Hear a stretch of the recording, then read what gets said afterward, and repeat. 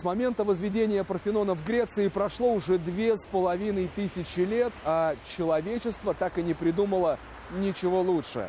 Я имею в виду настоящий идеал архитектуры. Ведь, согласитесь, практически в каждом городе планеты есть здания с колоннами. Белый дом в Америке, Большой театр в Москве, главный корпус БГУ в Уфе. Да-да, у всех этих зданий один и тот же прародитель.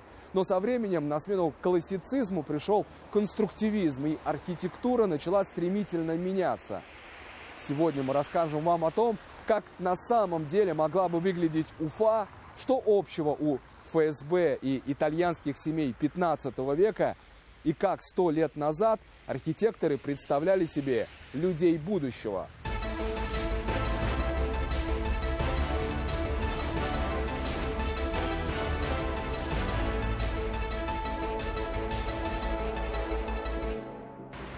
В Уфе не так много домов, которые имеют собственное имя, но это, пожалуй, самое известное. Это знаменитый дом «Хрусталь». В середине прошлого века здесь располагался единственный магазин в Башкирии, где его можно было приобрести. Тогда это считалось роскошью. Хрусталь ставили на самое видное место и пользовались им только при особых торжествах, например, праздновании Нового года. Но дом был известен не только этим. Сразу после возведения эта девятиэтажка заняла первое место в списке самых высоких жилых домов в Уфе, отобрав пальму первенства у восьмиэтажки в Черниковке. Это были первые высотки в Уфе, но изначально они строились для Черниковска как для отдельного города. Архитекторы приложили немало усилий. Фасады восьмиэтажек в стиле сталинского ампира производили впечатление своей монументальностью, и здесь же появлялись первые лифты для жилых зданий. Люди ходили кататься на них словно на аттракционах.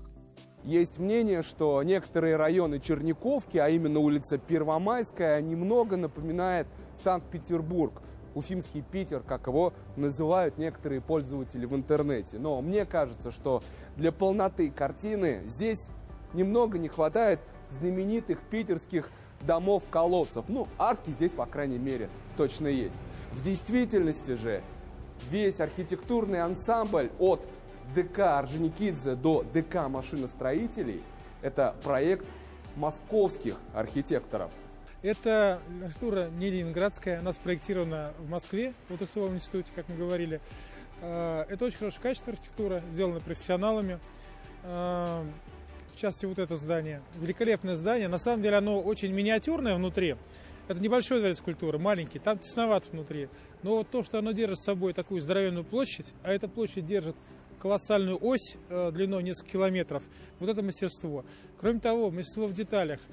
Я немножко преподавал студентам-архитекторам, и у нас там есть такое упражнение на втором курсе. Это нужно построить классические детали какие-то, классические детали. Вот. Мы ходили, их обмеряли, фотографировали и нашли совершенно ужасающего качества, нашли совершенно очень точно построенные, прямо по всем канонам классики. В частности, вот здесь. Это все очень точно сделано и мастерски.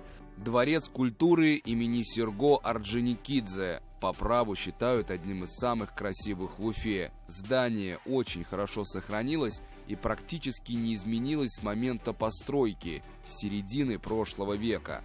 Это своего рода образец сталинского ампира, стиля знаменитых московских высоток, триумфальных арок и станций метро. Это была улица Сталина, а это была улица Берии. Вот, улица Мира. Ее начали строить, она должна была проходить, ну, как она и проходит, до 20 моторостроителей, но она шла немножко по-другому. А потом сменилась направленность архитектуры. Все то, что было квартальной застройкой, стали делать микрорайонной застройкой. Сейчас видно вот на соседней части, вот тот конец Первомайской. Там начинают идти вот такие вот пятиэтажки, хрущевки. А самое интересное то, что вот эта улица должна была переламываться немножко в районе Химика. Там должен быть центр Черниковки, горсовет Черниковский должен быть. И вот эта часть улицы упиралась в него. Потом сбивка и вторая часть, идущая до дворца мотостроителя, тоже классического. Вот это было не реализовано. Сеть улиц осталась спроектированной вот в той классической схеме, а потом все это было застроено хрущевками. Это крупнейшая нереализация в Уфе. Архитекторы не случайно так любят Черниковку. Здесь можно встретить не только классические постройки, но и уникальные жилые дома. Архитекторы, особенно молодые, любят свободу творчества и эксперименты. А вот урбанисты, так сейчас принято называть специалистов по городскому планированию, любят компактные и необычные здания. И это как раз тот случай, когда и те, и другие остались довольны. Речь идет об этой круглой 12-этажке. Но здесь, конечно, большое значение имеет место, на котором она была построена. Дело в том, что на перекрестке, точнее на пятачке, обычная панельная многоэтажка просто не вмещалась. А вот круглая 12-этажка пришлась как нельзя кстати. Конечно, это не единственный круглый дом в России. Таких зданий в стране было построено немало. Вообще, практика возводить здания-клоны было делом распространенным. Дома были похожи, как две капли воды. И именно это было описано в самой новогодней комедии. У себя дома нахожусь, 3-й улица Строителей, дом 20. Да нет, это я живу, 3-я улица Строителей, 25, квартира 12. Нет, лапы. Вы замечали, что когда приезжаете в другой город, некоторые здания кажутся вам знакомыми.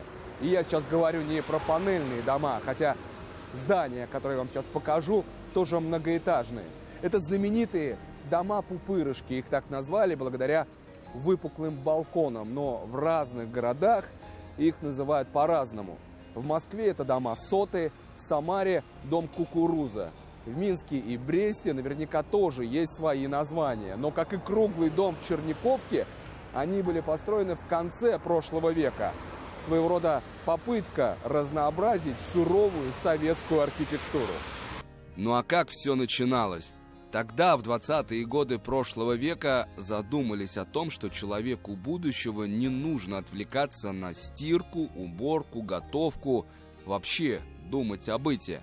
Стране нужны были рабочие руки, человек должен был думать только о деле.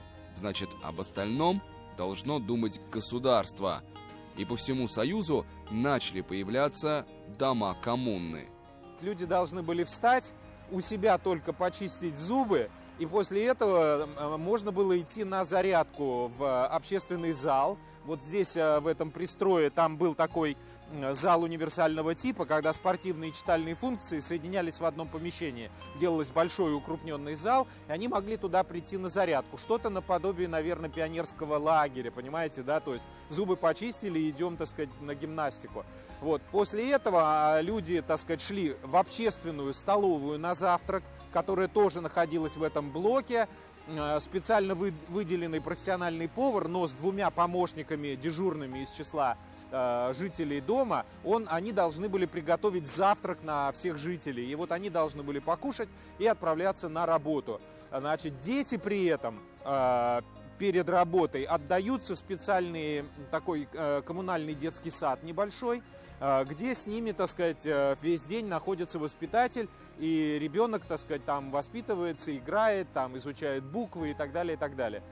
Настоящая человека-фабрика. Одна из них находилась в Уфе по улице Ленина. Конечно, сейчас это самый обычный жилой дом, но то, что здание задумывалось как дом-коммуна, ни для кого не секрет. Вот только футуристичный на то время социальный эксперимент так и не прижился. На самом деле культура человеческого быта, культура семьи, она так быстро не может быть реформирована. И поэтому эта практика, она просуществовала не такое большое количество времени. И позже она очень быстро, так сказать, сошла на нет. Было суждено остаться лишь в проектах и другим социалистическим объектам. Такие, что могли полностью изменить облик Уфы. Гостиный двор. Его начали возводить еще в начале 19 века и строили почти 40 лет. Здание, конечно, грандиозное, и сколько было вложено труда, сказать очень сложно. Но, тем не менее, все это планировалось снести. Дело в том, что вся эта площадь должна была стать местом под строительство огромного дворца Советов. И даже заложили фундамент, именно на нем и стоит авиационный университет. А на месте гостинки мог быть парк или сквер. А сам Дом Советов стремительно возвышаться вверх. Должна была возникать большая, крупная такая вертикаль, акцент по своим масштабам сопоставимый со зданием горсовета в Екатеринбурге. То есть это был настоящий такой, так сказать, разрешенный для региональных столиц образ высотного здания, вторящий московским высоткам и зданию Дворца Советов. Кстати, судя по сохранившимся чертежам, центр Уфы должен был быть намного выше. Например, театр оперы и балета не досчитался 2 этажа. Главный корпус БГУ остался без башни со шпилем. А ведь сочетание с другими высотками сделало бы центр намного солиднее, отмечают архитекторы.